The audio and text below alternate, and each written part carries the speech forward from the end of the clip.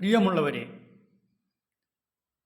നമ്മുടെ വിശ്വാസ ജീവിതം എന്തെങ്കിലും പ്രതിബന്ധങ്ങൾ വരുമ്പോൾ, പ്രശ്നങ്ങൾ നേരിടുമ്പോൾ, വിഷമതകൾ നേരിടുമ്പോൾ അവിടെ നമ്മൾ അസഹിഷ്ണുതയുള്ളവരായി നാം വിശ്വാസത്തെ തള്ളിപ്പറഞ്ഞ് പുറകോട്ട് പോകുവാനുള്ളവരല്ല.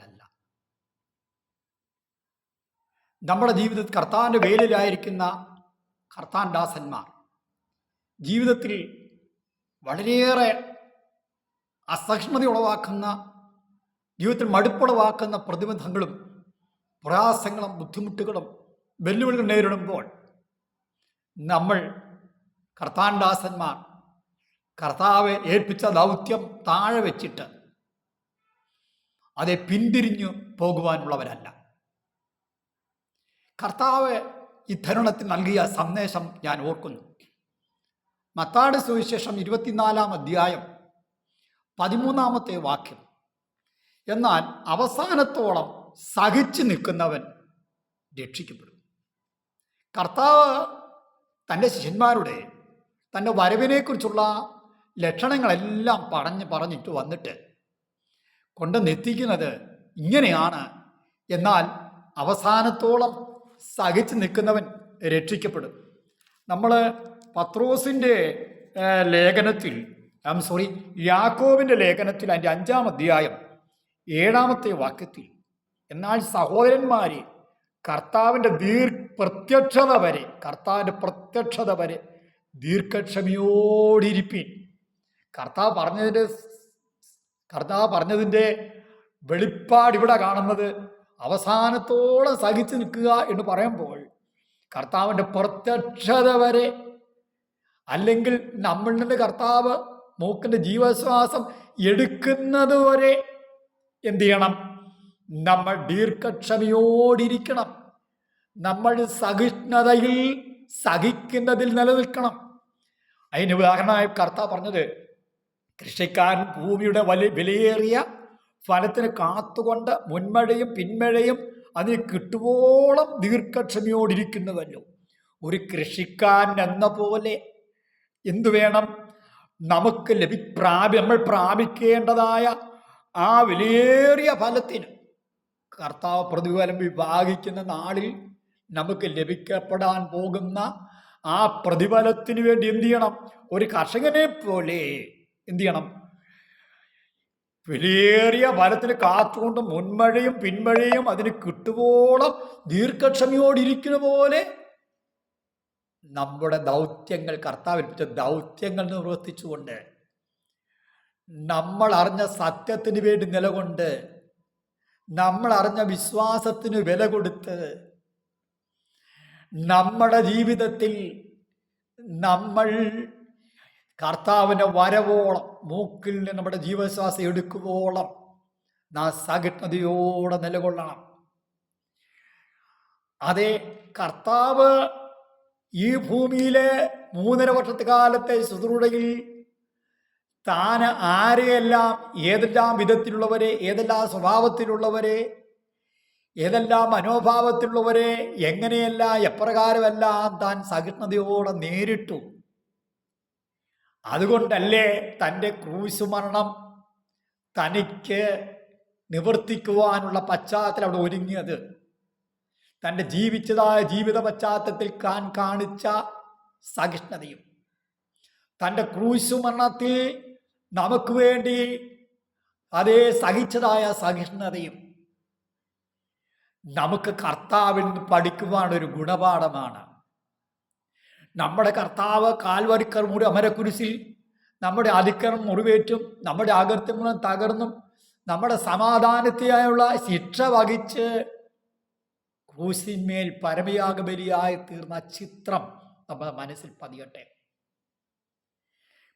കർത്താവ് ക്രൂശുമരണത്തിൽ കിടന്നുകൊണ്ട്, പിതാവേ ഇവർ ചെയ്യുന്ന അറിയാകിയാൽ ഇവരോട് ക്ഷമിക്കണമേ എന്ന് പ്രാർത്ഥിക്കും വിധമുള്ള കർത്താവിൻ്റെ ഹൃദയത്തിലെ സഹിഷ്ണുത, കർത്താവിന് തന്നെ ക്രൂശിച്ചവരോടുള്ള ഹൃദയവിശാലത, മനോഭാവം എത്രമാത്രമാണ്. Praise the Lord. കർത്താവ് നമുക്ക് അവൻ്റെ കാൽച്ചുവടുകളെ പിൻപറ്റുവാൻ തന്നിരിക്കുന്ന മാതൃക അത്ര ഇത്. പ്രൈസലോ. എന്നെ കേൾക്കുന്ന പ്രിയപ്പെട്ടവരെ, ഞാൻ യാക്കോബിന്റെ ലേഖനം 4-ാം അധ്യായത്തിൽ നിന്ന് സഹോദരന്മാരെ വിധിക്കപ്പെടാതിരിപ്പാൻ ഒരുവന്റെ നേരെ ഒരുവൻ ഞരങ്ങിപ്പോകരുത്. നമ്മുടെ കൂടിവരവിൽ നമ്മൾ എന്തു വേണം? പരസ്പരം വിധിക്കപ്പെടാതെ ഇരിപ്പാൻ ഒരുവന്റെ നേരെ ഒരുവൻ ഞരങ്ങിപ്പോകരുത്. പരസ്പരം സഹിഷ്ണുതയുള്ളവരായി, പരസ്പരം ക്ഷമയുള്ളവരായി കർത്താവിൻ്റെ കൂട്ടായ്മയിൽ മുന്നോട്ട് പോകണം. എന്തു മനസ്സിലായോ നിങ്ങൾക്ക്? സഹോദരന്മാരെ, കർത്താവ് നാമത്തിൽ സംസാരിച്ച പ്രവാചകന്മാരെ കഷ്ടാനുഭവത്തിനും ദീർഘക്ഷമയ്ക്കും ദൃഷ്ടാന്തമായി വിചാരിച്ചു കൊള്ളുവീൻ. സഹിഷ്ണുത കാണിച്ചവരെ നാം ഭാഗ്യവാന്മാർന്ന് പുകഴ്ത്തുന്നു. യോബിന്റെ സഹിഷ്ണുത നിങ്ങൾ കേട്ടും കർത്താവ് വരുത്തിയ അവസാനം കണ്ടുപിരിക്കുന്നു. അതേ, യോബിന്റെ സഹിഷ്ണുത നമ്മൾ അവൻ്റെതായ ജീവിതത്തിൽ എത്രമാത്രം എപ്രകാരം എങ്ങനെയെല്ലാം ആയിരുന്നു എന്ന് നമുക്കറിയാം. ഒടുവിൽ യോബിന്റെ അന്തം എത്ര അനുഗ്രഹിക്കുമായ നിലയിലേക്കായി ഇടയായി തീർന്നു. പ്രിയമുള്ളവരെ, നമ്മൾ ആത്മാവിൽ ആരംഭിച്ചത് ജഡത്തിൽ കൊണ്ടുപോയി അവസാനിപ്പിക്കരുത്. നമ്മൾ ആത്മാവിൽ ആരംഭിച്ചത് ജഡത്തിൽ കൊണ്ടുപോയി അവസാനിപ്പിക്കരുത്. കലപ്പറ്റ് കൈവച്ച ശേഷം പുറകോട്ട് നോക്കുന്നവനാരും സ്വർഗരാജ്യത്തിന് കൊള്ളാകുന്നവരല്ല. ഇത് ഞാൻ തിരുവചനത്തിലേക്ക് കടന്നു വരുമ്പോൾ നിങ്ങളെ ഓർപ്പിക്കട്ടെ. നമ്മുടെ ആ തിരുവചനത്തിൽ, അതായത് എബ്രായ ലേഖനം അതിൻ്റെ 11-ാം അധ്യായം അതിൻ്റെ 35-ന്റെ പകുതി മുതൽ ചിലർ ഏറ്റവും നല്ലൊരു ഉയർത്തെഴുപ്പ് ലഭിക്കേണ്ടതിന് ഉദാഹരണം കൈക്കൊള്ളാതെ വേദിമീറ്റു, ജയറച്ചർ, പരിഹാസം, ചമ്മട്ടി, ചങ്ങല, തടവ്, വിയാള പരീക്ഷ അനുഭവിച്ചു, കല്ലേറേറ്റു, ഈർച്ചവാളാൽ അറുക്കപ്പെട്ടു, പരീക്ഷിക്കപ്പെട്ടു, വാളായി കൊല്ലപ്പെട്ടു, ജടയാടുകളുടെയും കോലാടുകളുടെയും തോൽ ധരിച്ചു, ബുദ്ധിമുട്ടും ഉപദ്രവവും കഷ്ടവും സഹിച്ചു, കാടുകളിലും മലകളിലും ഗുഹകളിലും പൂമ്പടി വളർപ്പുകളും ഉഴന്നു നടന്നു. ലോകം അവർക്ക് യോഗ്യമായിരുന്നില്ല. അവരെല്ലാം എന്ന് നമുക്കിവിടെ കാണുവാനായിട്ട് കഴിയുന്നു. ലോകം അവർക്ക് യോഗ്യമായിരുന്നില്ല. എന്തെല്ലാം വിശ്വാസത്തിന് വേണ്ടി സഹിച്ചു. ഒരു വിശ്വാസി എങ്ങനെ എന്തിനെല്ലാം? ഒന്ന്, വിശ്വാസത്തിന് വേണ്ടി പോരാടണം. അറിഞ്ഞ വിശ്വാസത്തിന് വേണ്ടി ചന്ദ്രകമേശക്ക് അഭേന്ദ്രഗോപിനെ പോലെ തീച്ചോളിയുടെ നടുവിൽ നിന്നാലും ആ വിശ്വാസം തള്ളിപ്പറയാതെ തീഷ്ണതയോടെ വിശ്വാസത്തിന്റെ ശക്തി തെളിയിക്കണം. 2, നമ്മൾ ചെയ്യേണ്ട കാര്യം, നമ്മൾ സത്യത്തിന് വേണ്ടി നിലകൊള്ളണം. അറിഞ്ഞ സത്യത്തിന് വേണ്ടി നമ്മുടെ ജീവൻ പോലും വിട്ടുകൊടുക്കത്തക്ക രീതിയിൽ നമ്മൾ അവസാനത്തോളം സഹിച്ചു നിൽക്കണം. Praise Lord. അപ്പോൾ നമ്മെ ഈ സഹിക്കുന്നതിലേക്ക് നയിക്കുന്നത് 1, നമ്മുടെ പ്രാർത്ഥനാ ജീവിതം. 2, ദൈവവചന ധ്യാനം. 3, കർത്താവിൻ്റെ ആത്യന്തികമാകുന്ന ശക്തി അനുഗ്രഹം പ്രാപിച്ച് ഈ അസഹിഷ്ണുതയുടെ ആത്മാവിനെ ജയിപ്പാൻ നമുക്ക് കഴിയണം. ഇത് കർത്താവിൻ്റെ ആത്മശക്തി ഇല്ലാത്ത മനുഷ്യൻ ഇതാ ശക്തി നഷ്ടപ്പെട്ട ശിംശോനെ പോലെ ആയിത്തീരും. അവൻ ഒന്നിനെ നേരിടുവാൻ കഴിയത്തില്ല, ഒന്നിനെ അഭിമുഖീകരിക്കാൻ കഴിയത്തില്ല, പ്രതിസന്ധിയുടെ നടുവിൽ, പ്രതിബന്ധങ്ങളുടെ നടുവിൽ നിലനിൽക്കാൻ കഴിയത്തില്ല. അതുകൊണ്ട് വചനത്തിൽ പറയുന്നു, യഹോവയെ കാത്തിരിക്കുന്നവർ ശക്തിയെ പുതുക്കും. അവർ കഴുകന്മാരെ പോലെ ചിറകടിച്ചുയരും. അവർ തറന്നു പോകാതെ ഓടുകയും ക്ഷീണിച്ചു പോകാതെ നടക്കുകയും ചെയ്യും. സ്തോത്രം.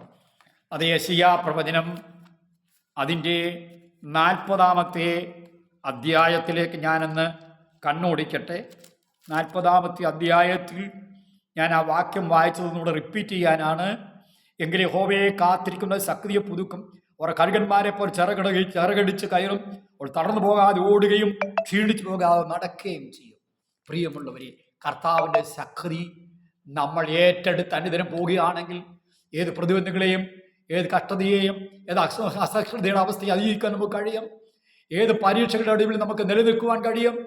ഈ നാടുകളിൽ നമ്മുടെ പ്രത്യാശ മറന്നു പോകരുത്. ജീവന്റെ പ്രത്യാശ. ആ പ്രത്യാശയ്ക്ക് വേണ്ടി കർത്താവിൻ്റെ വരവിന് വേണ്ടി, ആ മധ്യാകാശ പ്രസന്നതയ്ക്ക് വേണ്ടി അവസാനത്തോളം സഹിച്ചു നിൽക്കാം. കർത്താവ് നമ്മെ ഏവരെയും അനുഗ്രഹിക്കട്ടെ.